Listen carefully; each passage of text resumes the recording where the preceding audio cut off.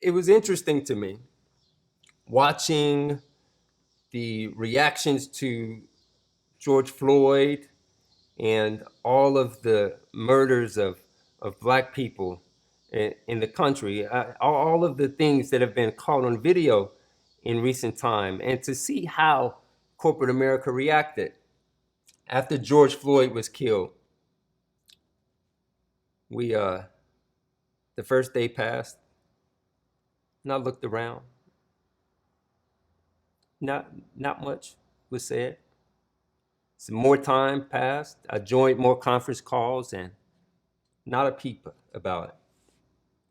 Then after a weekend of not only protests, because there have been protests, but windows being broken in and cars set on fire. Then the very next business day, we begin to see an overflow of statements from corporations saying things like, we stand with you, Black people in America, we stand with you. So that presented an interesting conundrum for many of us, your colleagues in corporate America. Was this a genuine push? Was it one that was created from your own character, your own sense of what is right and wrong? Or were these statements based off of fear that you didn't want your particular building to be damaged? It causes us to wonder whether our protest in polite conversations will actually ever do the trick. I don't know. That's a question for us to ponder.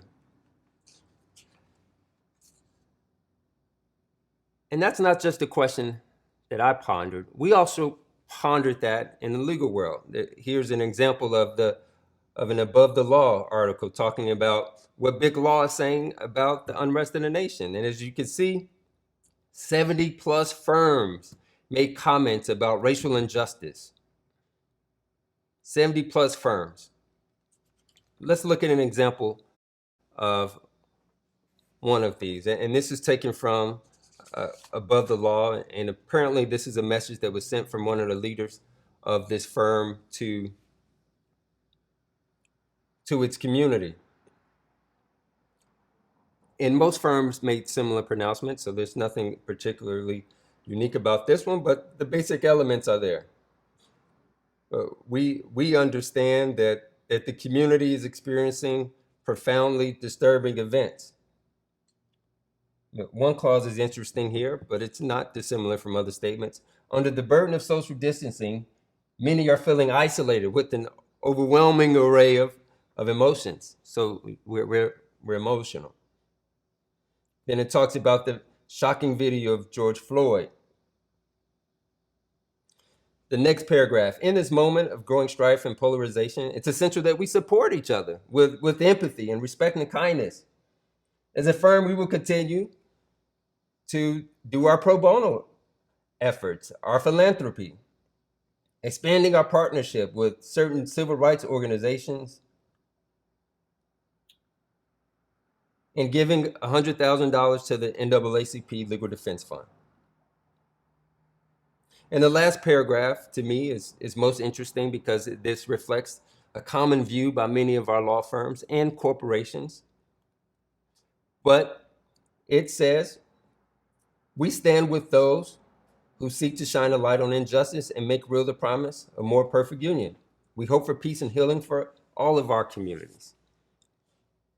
So what we have here is a firm issuing a statement about the plight of Black people in America, professing to stand in solidarity with Black people, and there's nothing in particular that's unique about this statement. 70 plus firms, probably even more than that now, have issued similar statements. But the question that I raised a few minutes ago, the conundrum that I had about what this really means for people who work in these environments is one that persisted not just a few weeks ago, but persisted now. So it was fascinating for me to see that a few weeks after reading this this overflow of standing with me, that some things seem to remain quite clear. Let's just take a moment and read these headlines. Now, I'm not particularly spotlighting on this particular firm.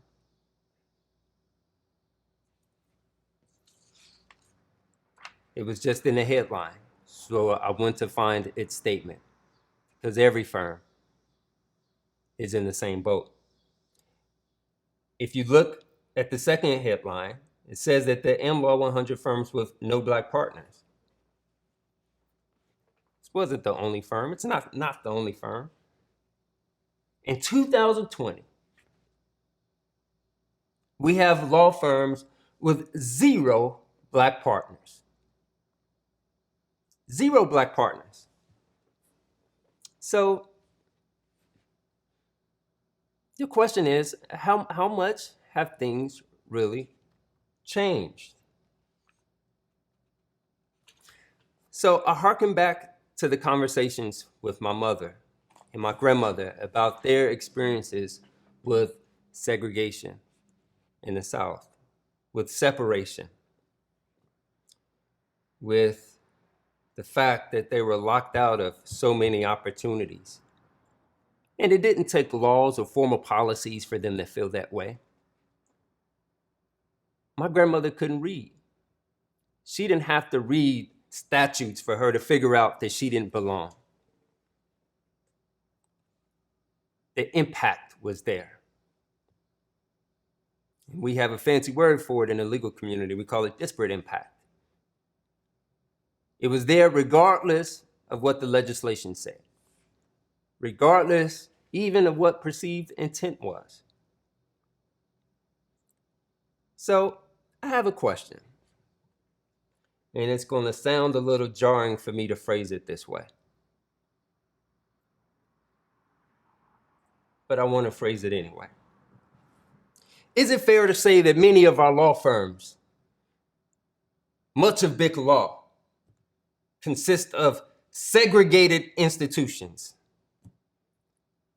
segregated law firms and segregated partnerships?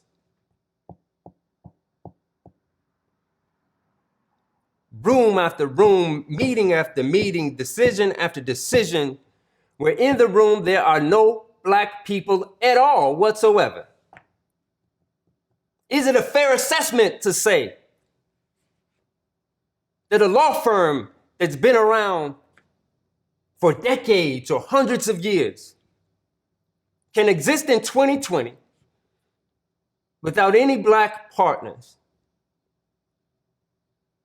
and not be deemed a separated institution? And I know what some of you are thinking. Well, Lindsey, yes, it may be true that there are no partners in some of these institutions, or some institutions, many more of them only have 1 or 2 partners. Yes, Lindsey, that may be true, but the intent isn't there. Again, I'm reminded of my mom and my grandmother and so many more who lived through these very rich experiences, that intent was not a prerequisite to impact. Are our law firms operating in a manner that's consistent with those who chose to drink from the white-only water fountain and said nothing about the unfairness of it? Have too many of our law firms taken the approach of, we won't have a white-only sign on the door, but we'll still go to the white-only restaurant. We'll still ride in the front of the bus. Do we have segregated law firms? Do we have segregated partnerships? Let me dig a little deeper on that. Yes, I pointed out some firms with 0 partners, but the truth is, this is the reality, 2019. 0 black partners. And the average of law firms of black partners, 2%. 2%. 2%. Are the firms with 2% segregated law firms? Segregated partnerships. Let's take that number, for example. Let's say, and the number of capital partners, equity partners, and we're going to get to that in a second, they're even less. So you could have a firm of 1,000 people and have 20 black lawyers in it, and your firm has 30 offices. That means that in many of your offices, every single time there's a meeting, there's no black partner in a room. And if we want to dig even deeper, you'll find that many of the black partners are in the same offices. There's a reason for that, but we can talk about that a little bit later. So many, many more offices. Every time you have a partner meeting, you walk in the room and there's nobody black at the table. Every time you take a vote, every time you make a hiring decision, there are no black people at the table. And so regardless of whether you consider these firms or these institutions or these partnerships to be segregated or not, one thing is clear is that law firms have failed. And I know what some of you are saying, well, Lindsey, well, you're preaching to the choir. Don't you think we know that? And I do believe that you know that, but I'm not sure if we're moving enough in order to change that. So law firms have failed.